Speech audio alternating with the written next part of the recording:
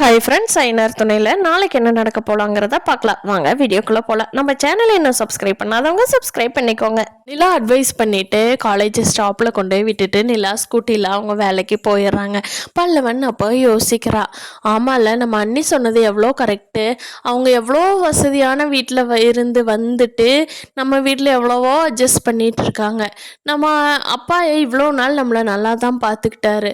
அங்கே என்ன நடந்தது, அம்மாவுக்கு அப்பாவுக்கும் சண்டை வந்ததை மட்டும்தான் நம்ம பார்த்தோம்.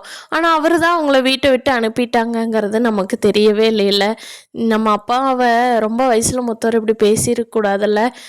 என்ன பையன், நான் நல்ல பையன் நல்ல பையன்னு சொன்னாங்களே, நான் அந்த நல்ல பையங்கிற வார்த்தைக்கே தகுதி இல்லாமல் போயிட்டேனே அப்படின்னு பல்லவை யோசிச்சுக்கிட்டே ஒரு கோயிலுக்கு போய் நம்ம கொஞ்ச நேரம் இருந்துட்டு காலேஜுக்கு போகலாம், இன்னும் கொஞ்சம் டைம் இருக்குல்ல அப்படின்னு சொல்லிட்டு கோயிலுக்கு போகிறாரு. ஆனால் அன்னைக்கு பல்லவை யோசிக்கவே இல்லை. அன்னைக்கு பல்லவனோட பர்த்டேவாக இருக்கும். அன்னைக்கு நடேசன் கோயிலில் அர்ச்சனை பண்ணிட்டு இவர் சாமி கும்பிட போகலான்னு போகிறப்போ நடேசன்கிட்ட அர்ச்சகர் கொடுக்குறாரு. இந்தாங்க பல்லவன் பேருக்கு அர்ச்சனை பண்ணியாச்சு, இந்தாங்க பிரசாதம் வாங்கிக்கோங்க அப்படின்னு கொடுக்குறாரு. அதை பார்த்துட்டு நடேசன் ரொம்ப நன்றிங்கன்ட்டு வாங்கிட்டு வெளியில் போகிறாரு. அது பல்லவன் அங்கே நிற்கிறத நடேசன் பார்க்கல. அப்போது பல்லவனோட அம்மாவும் கோயிலுக்கு வர்றாங்க. அந்த சமயத்தில் அவங்க சாமிகிட்ட கும்பிட்டு போகிறாங்க. அவங்க பல்லவன் இருக்கிறத பார்க்கல. ஆனால் பல்லவன் பார்த்துட்றா, நமக்காகத்தான் அர்ச்சனை பண்ண வந்திருக்காங்களோ அப்படின்னு யோசிச்சுட்டு பல்லவன் பார்க்குறா. ஆனால் அவங்க சாமி கும்பிட்டு வேறு யாருக்கும் அர்ச்சனை பண்ணிட்டு போயிடுறாங்க. நம்ம மேலே நம்ம அம்மாவுக்கு அக்கறை இல்லையோ அப்படின்னு நினச்சிட்டு இருக்கான் பல்லவன். எனக்கு இந்த உண்மையெல்லாம் எதுவுமே தெரியாது. நீ சொன்ன மாதிரி அவங்களுக்குள்ள என்ன பிரச்சனையோ, ஆனால் நமக்குன்னு நம்ம அப்பா தானே பண்ணுறாரு, நம்ம அவரை நினைக்கவே இல்லையே. அம்மா நம்மளை விட்டு போனது இல்லாமல் நம்மளை பற்றி கூட யோசிக்கலே, என் பர்த்டே கூடவா அம்மாவுக்கு தெரியாது அப்படின்னு யோசிச்சான பண்ணிக்கிட்டே பல்லவன் சோகமாக காலேஜ் ஸ்டாப்புக்கு போகிறான். அங்கே ஆல்ரெடி அவங்க காயத்ரின்னு சொல்லி ஒரு பொண்ணு இருந்த இல்லையா, அந்த பொண்ணு என்ன ஏன் டென்ஷனாகவே இருக்கீங்க, உங்களை பார்த்துட்டு தான் இருக்கேன் அப்படிங்கிறாங்க.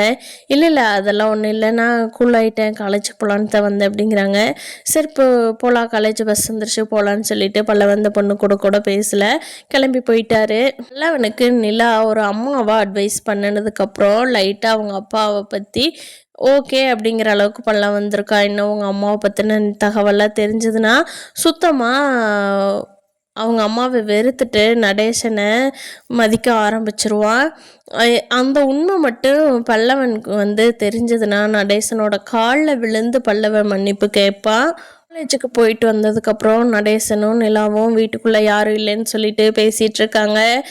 இன்னைக்கு பல்லவனோட பர்த்டே ஏதாவது கிஃப்ட்டுக்கு இது வாங்கிட்டு வந்தியா அப்படிங்கிறாரு. ஏன் உங்கள் பையன் மேலே உங்களுக்கு அவ்வளோ பாசமா அப்படிங்கிறாங்க நிலா. ஆமாம்மா, என் பையனா இல்லைனாலும் எனக்கு அவன் மேலே ரொம்ப பாசம்தாம்மா அப்படிங்கிறாங்க. இதை பல்லவன் கேட்டு ஷாக் ஆயிடுறாரு. அதெல்லாம் நான் கிஃப்ட் வாங்கிட்டு வந்துட்டேன், காலையில் அவன் காலேஜுக்கு போயிட்டு வரட்டும், அப்புறமா நம்ம பர்த்டே செலிப்ரேட் பண்ணிக்கலான்னு சொல்லிட்டு வர்றப்போ கேக் வாங்கிட்டு அவனுக்கு பிடிச்ச சாக்லேட் எல்லாம் வாங்கிட்டு வந்திருக்கேன். இன்னைக்கு எல்லாரும் ஹோட்டல்லையோ இல்லை எல்லாரும் ஆர்டர் பண்ணியோ ஒன்றா உட்காந்து சாப்பிட்டுக்கலாம் அங்கிள், அண்ணாவையும் சாப்பாடு செய்ய சொல்ல வேண்டாம் அப்படின்னு சொல்லி பேசிகிட்டு இருக்காங்க.